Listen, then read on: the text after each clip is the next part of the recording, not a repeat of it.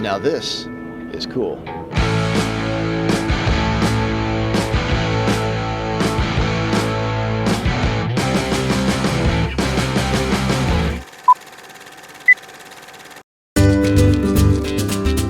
The more things change, the more things stay the same. What you might notice changing is that I am Bill Calkins with a microphone. What you also might notice is you're not looking at Chris Beatties or Jen Serco. That's because Chris is holding the camera and filming as we speak. And what is staying the same is we are here at Ball Seed Customer Days the last Thursday and Friday of July in the gardens at Ball. And I just said Ball. Let's go find Anna Ball. I think she's right back here.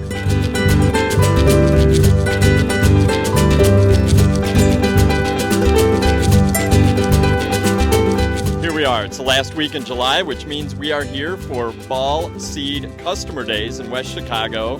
And look who I found out front, greeting people, as always, Anna Ball. Anna, how are you doing today? I'm doing great, Bill. Thank you. It's a beautiful day, and it's not very humid, so we're very happy.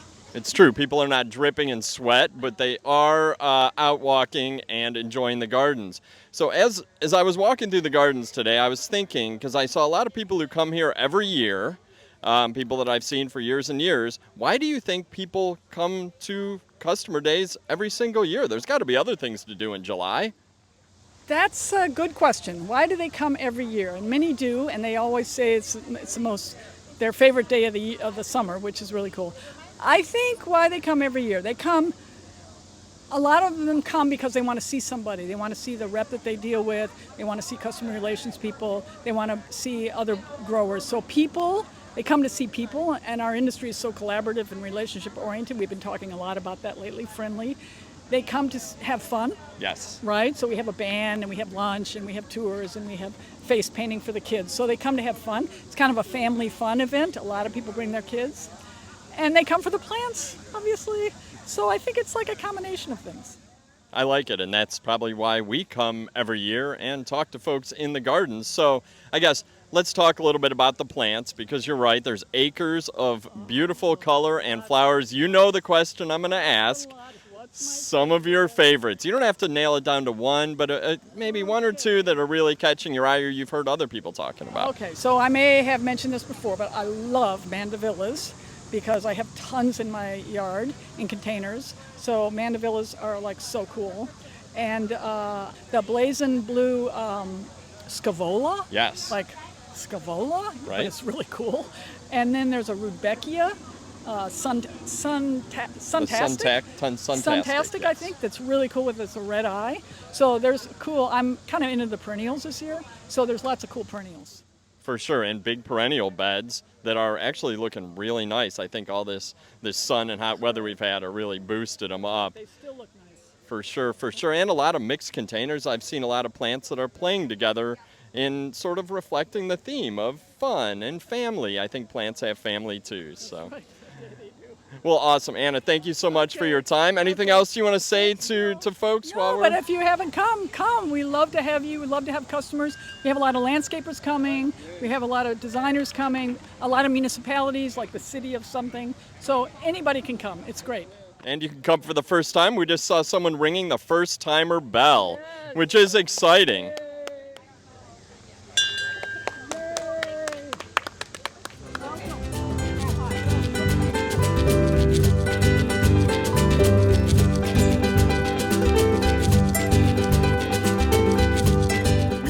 In the Gardens at Ball, surrounded by tons of blooming, flowering annuals and perennials, which brings me to Darwin Perennials, which always brings me to my friend Chris Fifo, who is the perennial guru at Darwin Perennials. Chris, how's it going? I am always surrounded by perennials, and so life is good. It's a beautiful day here. I'm surrounded by beautiful perennial flowers, and so can't get much better than this today. Right here is one of my favorites that we introduced for this last year, Rudbeckia suntacular. We've already got several hearts here from people who have looked at this in the beds. This is a tremendous bicolor Rudbeckia. It is a perennial. Unlike your Rudbeckia herders out there, they're fantastic as annuals. This one will come back year after year. Very long-lived in the landscape. Fantastic as a cut flower. It just gets better and better year after year. Got this great vase shape to it, upright. And we've had tremendous, intense weather here in West Chicago. I don't know if you've heard. Oh, yeah. But these guys are just standing up, all proud and happy. So if you were to call out like one grower challenge that this solves, what would that be? I think it's going to be the hardiness when it comes to a Rudbeckia. Most of those are going to be marginally hardy for the Midwest and upper Midwest growers. These are going to have no problem. These are going to be a rock star with overwintering. Excellent, excellent. That is a big problem solver. I know that's one of the goals of Darwin is to take perennials that we know and just make them better versions, right? Yes, better versions. And we're always very conservative when we introduce something brand new. So we are trialing this now in Zone 4 and Zone 3. Okay. It is currently listed as Zone 5, just because we don't have the data yet, so we're always very careful. Make sure we're not over-promising. So look for this one to becoming more hardy in the future as we get the data in. Excellent. That's a good one to start with. What else? What else is really performing well here in the gardens this year? So much good stuff, Bill. Veronica Skywards. We introduced the first ones in the Skywards a couple years ago, about 3 years ago, with the blue and the pink. Then we added this fabulous lilac. This has been the top performer of any of the Skywards in my mind. We do have 3 or 4 more colors we are now introducing to this series for 2028. Oh, that's cool. What we're getting out of the Skywards, you can see here, end of July, look at the color we still have on these for this time of year. Look at the bee coverage on these, and look at the non-mildew coverage. That is where the Skywards really stand out compared to virtually every Veronica we've done in our comparison beds. These have extreme mildew resistance in the gardens. They are about the nicest looking Veronicas I've seen in beds in a long time. Good color, and like you mentioned, they are covered with bees. Clearly an excellent pollinator. All right, that's 2. I'm gonna give you 3. What's the third one you want to talk about? Happy bees, happy plants, happy customers, right? Uh-huh. The third for me, summer performance again right here, Agate stachyi, summer long. They literally live up to their name with the summertime flowering. Their common name is hummingbird mint. So obviously we're gonna have tons of hummingbirds on these. And so instead of just having a feeder at home, let's plant plants like this. Let's plant penstemons. Let's get digitalis in there as well and attract the hummingbirds naturally to the garden. North America has the monopoly on hummingbirds. Don't ask me why nobody else has, but we might as well take advantage of it. That's great marketing programs. It's great for your home gardeners as well. Who doesn't love a hummingbird? And so with these summer longs here, we do get this color all summer long. Fantastic in the beds, but we can also do it in mixed containers. Okay. We can do this in a beautiful large container and have it on the patio and have it look like this all summer long. No pun intended. I'm gonna go one more time. Number 1 challenge that this solves for a perennial grower, what do you think? The heat and drought. It really performs in all kinds of conditions throughout the summer. And again, we've had this extreme weather this year. They're standing up tall and proud, have not flopped open. Do not mind the wet feet as well, but intended for those dry spaces. Excellent. Well, Chris, thank you so much. And thank you to Darwin Perennials for working hand in hand with growers, bringing solutions, bringing great products. We appreciate you guys. Thanks, Bill.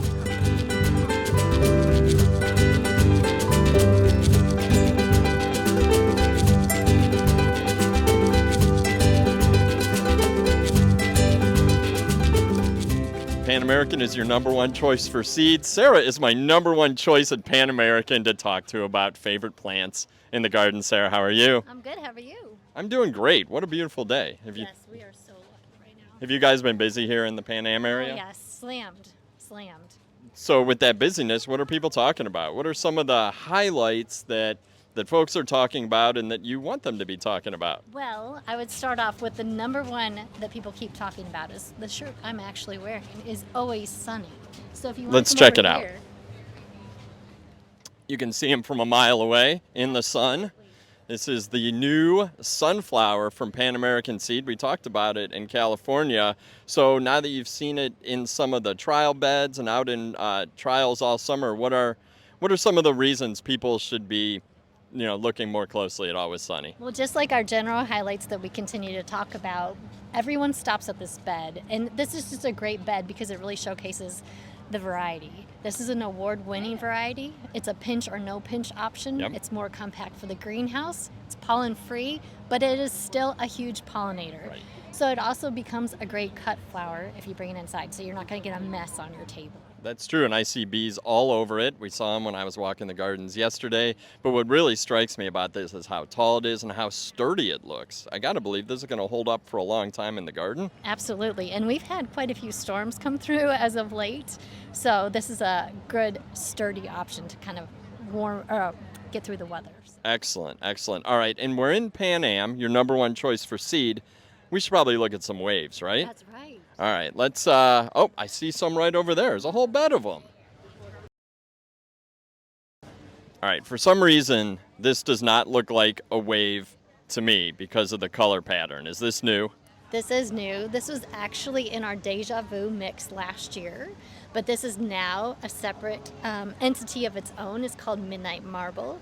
So it has a really fantastic marbling effect dependent on cool nights and warmer days. Okay, and so your traditional wave fans, the wave gardeners, members of the wave fan club, how are they reacting to this color palette or this color pattern change for wave? Everyone's really excited about it. And last year when we had it in the mix, everyone was asking us if they could separate it and have it as a standalone. So we were able to offer it this year. And so which of the wave family does this fit into? Is this an easy wave that the growers are going to love? This is an E3, Okay. so definitely a grower favorite. Awesome, awesome. Solving problems. All right. We're going to do one more. Yep. If you got it, I'm looking across an entire array of amazing Pan American seed products. What's one more that we absolutely have to talk about? We have to talk about Beacon. All right, let's go talk about it.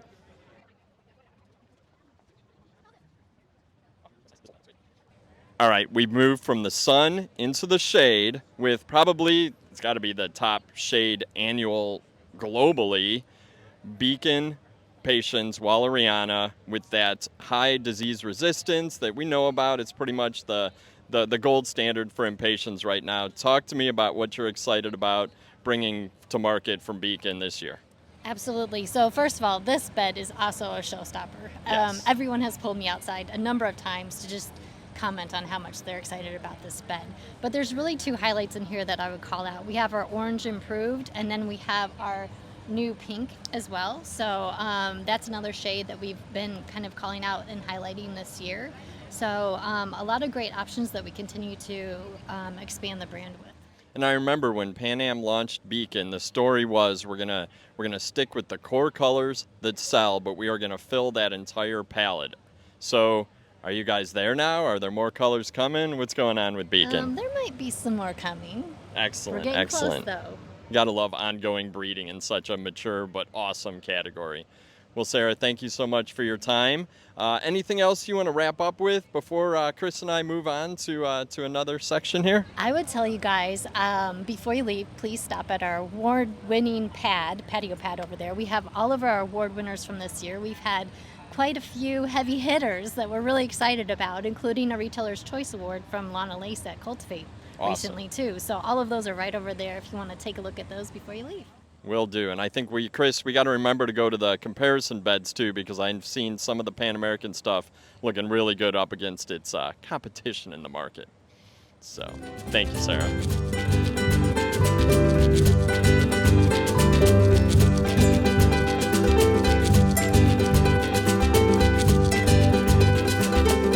Always one of the most beautiful areas in the entire Gardens at Ball is the Ball FloraPlant and Selecta vegetative area. And we're here in Ball FloraPlant, and I just found Maria, who's going to be the perfect person to talk to because, I don't know, Maria's been a grower, a sales rep, product rep. I think she knows these products and sort of the truth behind them. She's not going to sugarcoat anything.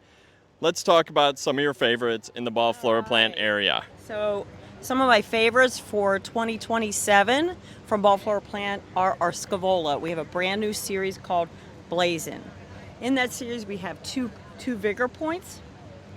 We have a more medium vigor, just called Blazin'. This is Blazin' Blue. And then we have a Blazin' White also. And then what's really exciting, we have a compact version, Blazin' Compact Blue. So thinking like a grower, what problems do these solve? What challenges with Scaevola does Ball FloraPlant trying to work on? Because I know that tends to be how you guys go into breeding, is like grower solutions. So there's a standard size, there's a compact. How are growers using these? First of all, Scaevola is very underutilized. It tends to be late blooming, so when all the traffic is in the garden centers, maybe it's not as in bloom as maybe Calibrachoa or Right. petunias. But it's a powerhouse in the heat and in the landscape. So it has great summer performance.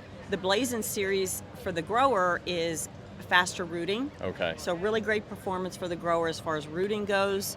And then pot fill, it fills very nicely. And then with both of the vigor points, it has a nice bloom on top of the plant. It's not flat, Yeah. so it blooms all over. And it's super well branched. So nicely branched and different form than our older variety that we've had offered, that we've had to re-engineer our mixes with Oh, it. wow. So it's a top performer. We're really, really excited about it. And we hope that the consumer will use more Scaevola, especially in the landscape.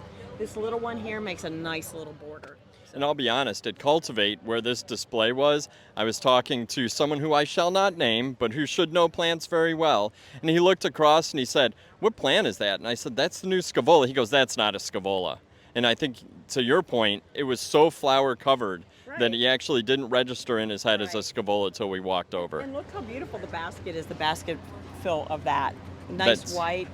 Yeah, clear, that's clean about white. perfect. It really is, is. it is. All right, let's move on to another plant with 2 vigor points that you called out as one of your favorites.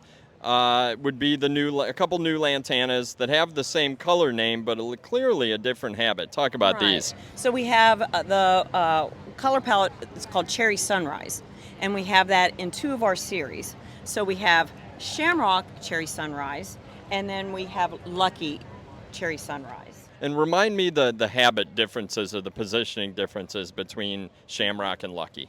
So Lucky is one of our original series from FloraPlant with lantana. And think of Lucky as a nice lower spreading lantana, like a ground cover Okay. almost, even though it could be used for hanging baskets. But it's a spreading one and a little bit maybe flatter, spreading like this, and a rock star in the landscape. And then Shamrock was introduced a couple years ago, and this is the perfect lantana in my eyes. It could be used in multiple applications. It's mounded. Think mum habit. Okay. Garden mum habit. And it has that look, for Right. sure, moundy. Yeah, so it's mounded in the center, nice blooms on top, makes a beautiful hanging basket, makes a beautiful patio container. It could be even used as a border in the landscape as opposed to, Lucky's going to be your mass gonna planting. fill the space. Right, where Shamrock could be planted close together for a nice tight border. And it has that perfect, nice habit. Yes. I really do like Yeah. that, and the color is absolutely beautiful. They're beautiful, and they're performing really well. Excellent. All right, last one, and we cannot leave without talking about Citronova. Right. And I was thinking back to spring trials, and this had like the prime position in the ball floor plant space. But again, you see a plant at spring trials, and you're like, oh, hopefully that's nice in the summer trials. Wow, just absolutely stunning. So this is a brand new genus for us for ball floor plant Petcoa. Just as a reminder, that's a cross between a petunia and a Calibrachoa, and the breeder picks the best attributes of both to combine with really nice, vibrant colors. And so this series is called Citronova, and we have Limon, which is the yellow, Yeah, and just lemon stunning. zest. Yes. And so what's so very nice about this is you can use it for early color, and then it extends longer into the season for garden performance for than a petunia, say, Okay. or a Calibrachoa made. So And- what's like the number one attribute of a petunia that's in this, and then maybe the number one attribute of a Calibrachoa when you cross them? Probably the Calibrachoa, you bring in more vibrant colors, different patterns. We'll have a lot more color patterns coming in this. And then probably the longer performance from the Of petunia. the petunia, Yeah, okay, that yeah, constant yeah. flowering. Yeah. So of these two, which one are people picking? Like, you can probably Of course see the it in yellow. sales. It's the Of yellow. course the Yeah. yellow. Yeah. And so Absolutely this can be stunning. used early in the season because it can take cold. Mhm. It roots very well, and then you're going to get extended performance into the summer. And that Awesome. varies, depends on where they're located, but yeah. Well, great cool. for mixes. I love it. I love it. Thank you, Maria, so All right, much for your thank time. It's you. always fun to talk. And thank you, everybody.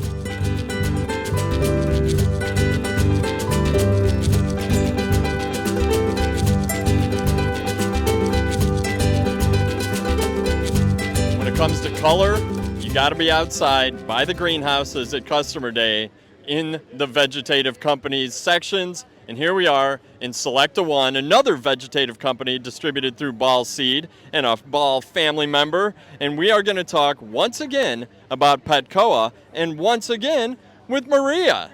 Tell me about Enviva. So Enviva was introduced a couple years ago, and it's still one of my very favorite ones. We do have a brand new color in the series called Enviva Blue Vein. Bringing that vein pattern in, Yeah, that's nice really, large really bloom. nice. But my all-time favorite is pink. You just cannot match this with anything else.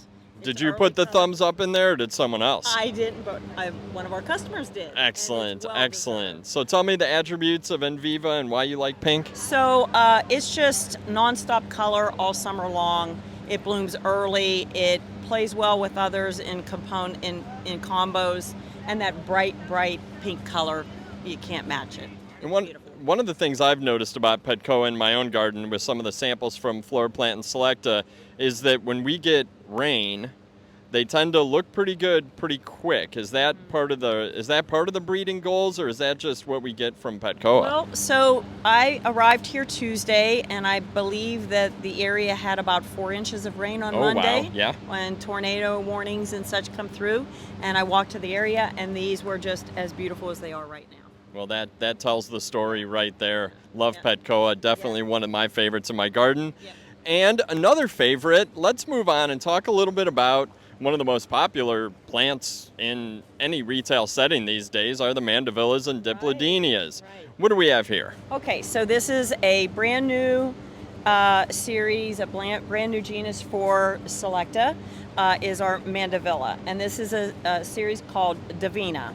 And in the Divina series, we have 2 vigor points. Okay. We have a compact, Okay. and this comes in red and white, soon to be pink in a couple years. Beautiful. And then we have the mega bloom. So the mega bloom are Megaflora. megaflora are the more vining. It looks like they're Correct. vining and climbing. Yes. So the compact can, of course, be used in smaller containers. What I have seen that I really love is this in hanging baskets. Okay, and it does look like Beautiful. that basket, sort of bush basket type. I love it. So it has a lot of blooms, maybe a slightly smaller bloom than the megaflora. But still big. Lots of blooms, yes. Yes. And so then the megaflora, the blooms are held out, so not hanging down, so you can see the blooms. It blooms on lower foliage, which Okay. is really important because some of the varieties just tend to bloom on the edges, but this Yeah. will bloom all up and down. And that bloom is just so large and stunning. It's vining, so it could be used with a trellis. But it's not, it has that big mandevilla bloom on more of a controlled plant. Yeah, I mean, it's a very Like a neat and dipladenia, tidy looking dipladenia with the Correct. waxy foliage. And tell me a little bit about the supply chain, because I know that that's always like a question with mandevilla and dipladenia. Where, if I'm a Ball Seed customer, where am I going to get where am I getting these from? So Selecta One offers unrooted Okay. and callus also in this line. And then you can buy liners from our From the rooting suppliers. stations. Correct. Awesome. Excellent, excellent. Well, definitely love these. Looking forward to having some in my own yard. I think we'll use these by the mailbox and these on the hanging from the hooks on the front patio.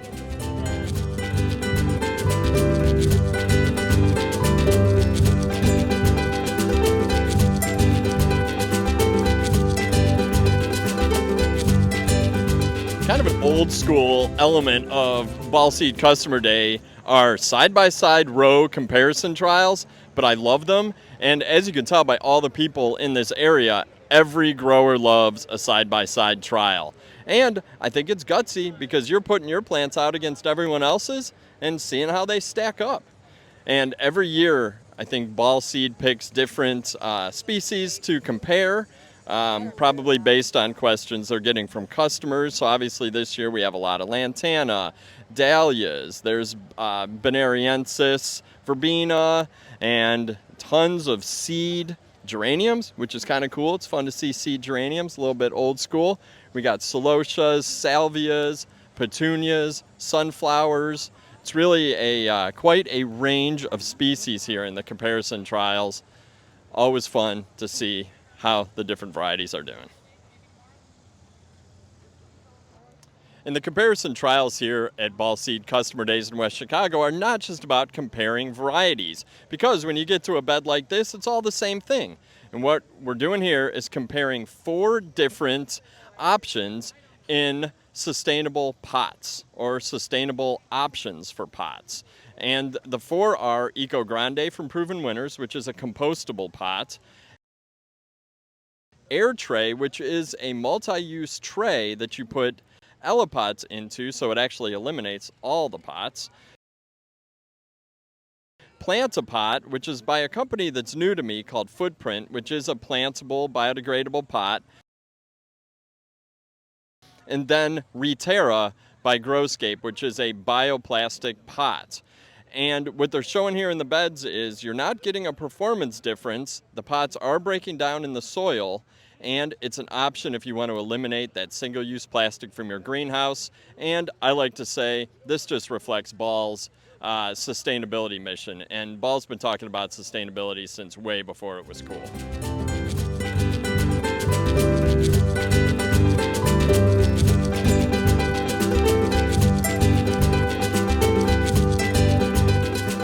Here in the Gardens at Ball, we've been talking a lot about partnerships. And one of the partnerships that I think Ball Seed customers don't all realize that they have is the partnership with a pathology lab.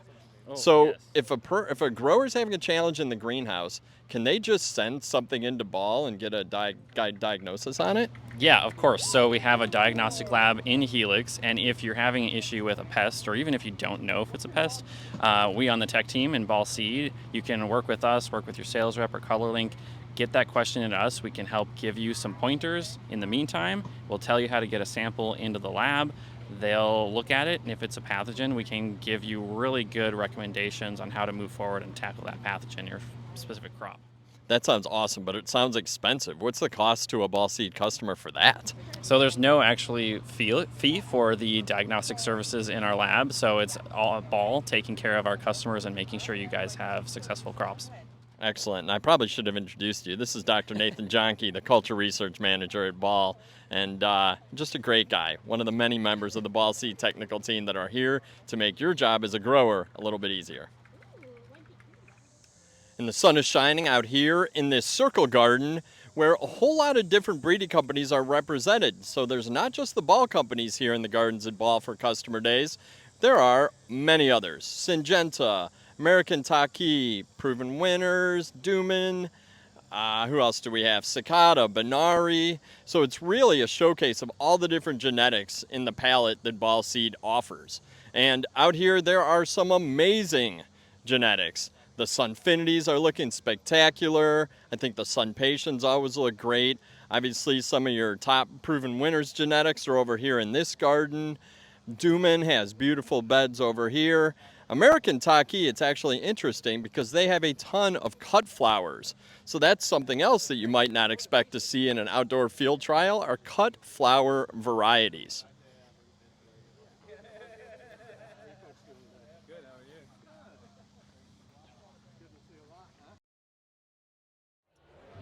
We've been talking a lot about plants as a reason that people come to Customer Day. Plants, fun, relationships. I think the reason people come to Customer Days is the lunch. And I'm pretty sure Ball's been given a free lunch on Customer Days for, I don't know, like 70 years. There's chicken, there's roast beef, there's brats, there's all the condiments you could want. Cookies, and as always, watermelon. It's one of the things you cannot miss at Ball Seed Customer Days.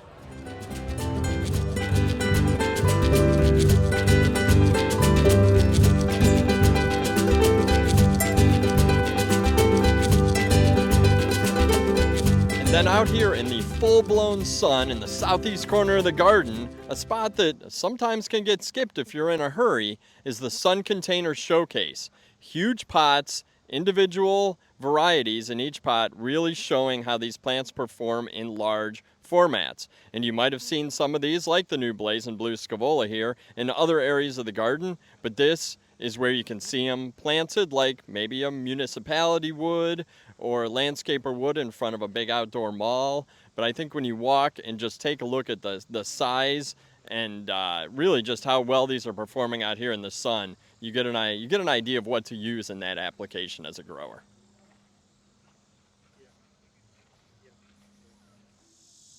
a lot of different kinds of people attend Ball Seed Customer Days. You have growers, retailers, and also a ton of landscapers and folks involved in park districts and things like that. So in the Gardens at Ball, the designer, Landon, really likes to showcase different ways plants can be used in mass plantings, in your traditional landscape style beds, but with a different focus in each bed. He might be looking at subtle tones, he might be going with the big, bold, and beautiful, he might be going with pollinator plants, perennials, annuals mixed up just like you'd see in your average landscape. But there's way more than average here in the Gardens at Ball.